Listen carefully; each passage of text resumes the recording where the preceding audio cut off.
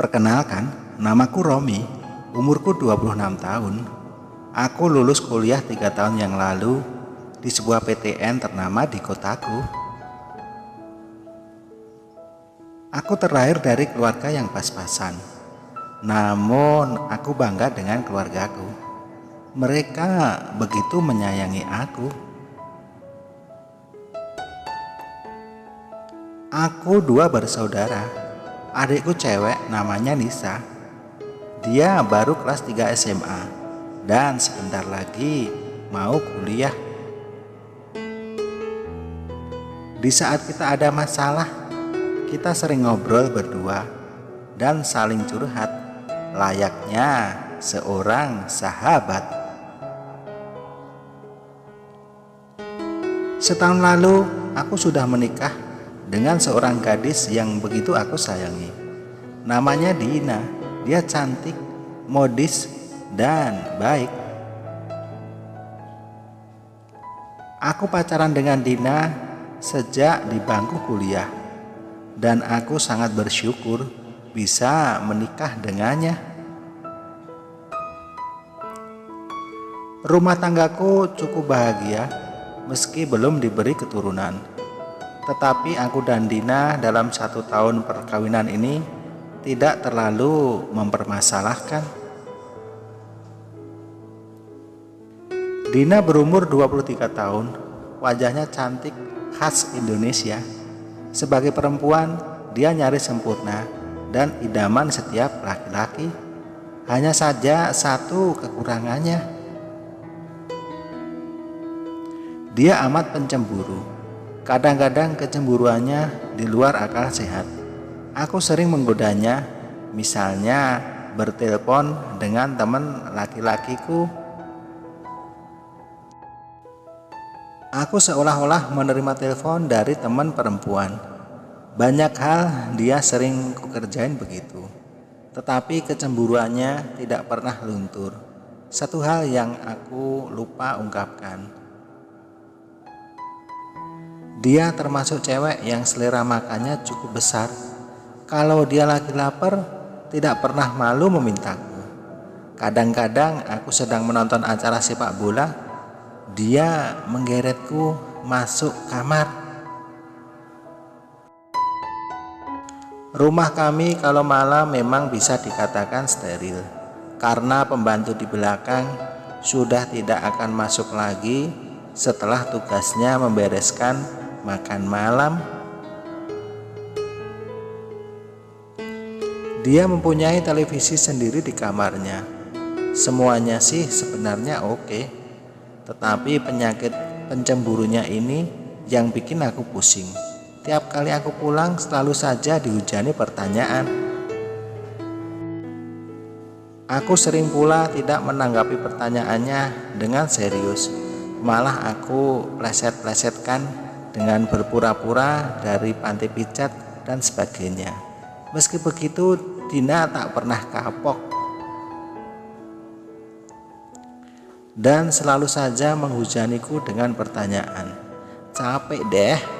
Satu hari aku chatting di komputer kantor sambil mengisi waktu kekosongan. Aku ketemu dengan nickname korban cemburu. Rupanya dia juga seorang suami yang terlalu dicemburui istrinya. Hampir tiap hari kami saling curhat mengenai tingkah laku istri kami. Susah juga mencari obat penawar rasa cemburu itu. Mungkin karena kami adalah korban istri pencemburu, jadi sudah judek mencari jalan keluarnya. Aku dan lawan chattingku akhirnya kopi darat. Dia ternyata masih muda dan dewasa, cukup tampan, rada kebule-bulean, tinggi dan umurnya sekitar 30 tahun. Badannya tegap, menandakan barangnya juga cukup besar.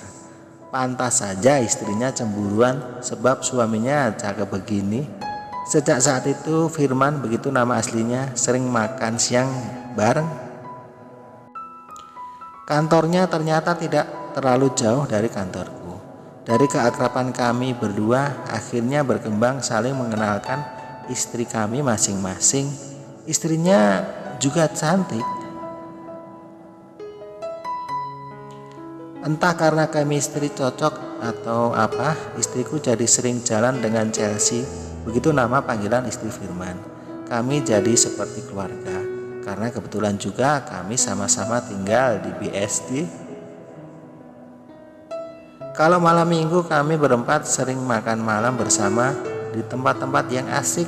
Sampai sejauh ini sifat pencemburu Dina tidak berkurang. Aku malah sering menggodanya dengan mengatakan bahwa aku ingin sekali mencicipi masakan apem Chelsea. Digoda begitu dia tidak marah, karena dia tahu kalau aku memang sangat usil. Candaanku anehnya disampaikan pula ke Chelsea. Dina bercerita bahwa Chelsea hanya senyum-senyum dan membalas bahwa ganjarannya Dina harus mau pula makan dengan Firman. Candaan ini tidak terlalu serius, tetapi bisa jadi serius. Ya, paling tidak aku bisa mengukur sejauh apa persepsi mereka. Suatu saat pada makan siang aku dan Firman, dia dengan agak berat mengatakan tentang ide mengatasi kecemburuan istri kami masing-masing. Aku terus saja teriak dan antusias. Dia menyarankan kami melakukan tukar makanan. Aku tertegun sejenak karena selama ini aku tidak berpikir sampai sejauh itu. Sebelum aku setujui, kami membahas teknik pelaksanaannya. Firman kelihatan serius sekali. Aku lalu mempermasalahkan bahwa tidak mungkin menyampaikan ide kepada istriku. Ternyata Firman juga punya problem yang sama. Firman melalui chatting mengajak aku dan istriku bergabung menginap di Kepulauan Seribu. Dia mendapat voucher menginap 2 malam untuk 2 pasangan. Maksudnya dia mendapat voucher untuk sepasang dan yang sepasang lagi dia beli. Ajakan itu kusampaikan ke istriku. Dia setuju dan antusias ingin berlibur ke sana. Istriku memang penggemar renang dan snorkeling. Pada hari yang ditentukan kami berangkat ke salah satu pulau dengan kapal. Pulaunya ternyata cukup jauh. Pulaunya tidak terlalu besar dan yang di situ umumnya para bule. Hanya kami saja yang Melayu dan para pegawai di situ. Setelah istirahat sebentar, mereka berdua asik berenang dan menyelam. Sementara aku dan Firman mengatur strategi untuk melakukan acara tukar makanan. Akhirnya kami akan mencoba satu pesta makan bareng. Malam itu selesai makan malam, kami berkumpul di ruanganku. Firman membawa DVD player dan disambungkan ke televisi. Mulanya yang diputar adalah musik house.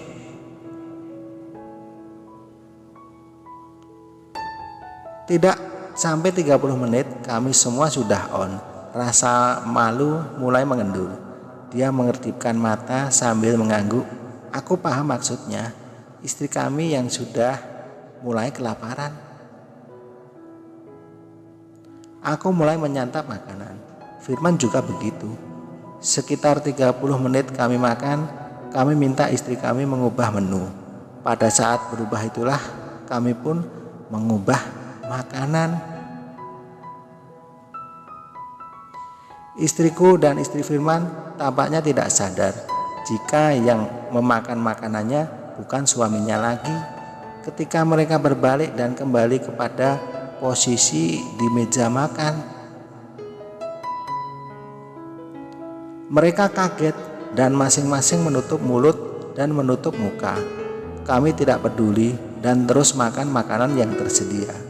Kedua istri kami akhirnya tidak peduli lagi. Mereka tidak peduli oleh siapa makanan mereka dimakan.